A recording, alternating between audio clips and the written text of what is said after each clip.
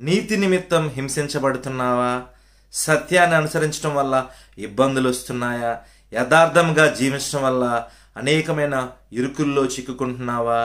అయితే నీతో ఒక్క మాట ప్రభువు చెప్పారు కదా, మనం ఈ భూలోకంలో ప్రయాణించే సందర్భాల్లో, ఈ భూలోకంలో మన జీవిత ప్రయాణంలో మనం నీతిని అనుసరించి ఇబ్బందులు పడినప్పుడు మనం బాధపడకూడదు.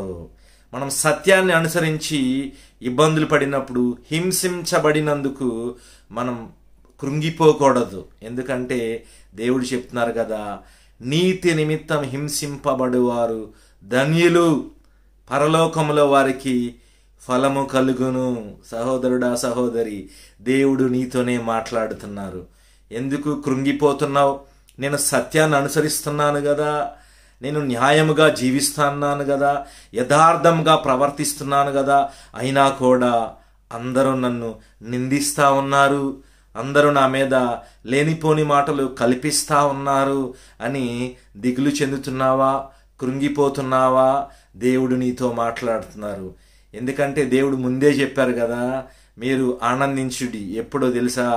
నా నిమిత్తం, అంటే యేసు ప్రభు నిమిత్తము జనులు మనలను నిందించి హింసించి మన మీద అబద్ధముగా చెడ్డ మాటలెల్లా పలుకున్నప్పుడు మీరు ధన్యులు, సంతోషించి ఆనందించుడి. మీ ఫలము పరలోకములో అధికమగును అని దేవుడు చెప్తున్నారు. నువ్వు హింసించబడుతున్నావా? అయితే దేవుడు చెప్తున్నారు, నీకు పరలోకంలో నీ ఫలము అధికమవుతుంది. కాబట్టి నువ్వు ఏమాత్రం దిగులు చెందకూడదు. సత్యాన్ని అనుసరించాలి. మన కంఠంలో ప్రాణమున్నంత వరకు దేవుని నమ్ముకున్న బిడ్డలుగా మన జీవితాల్లో సత్యాన్ని వదలకూడదు, యథార్థతను వదలకూడదు.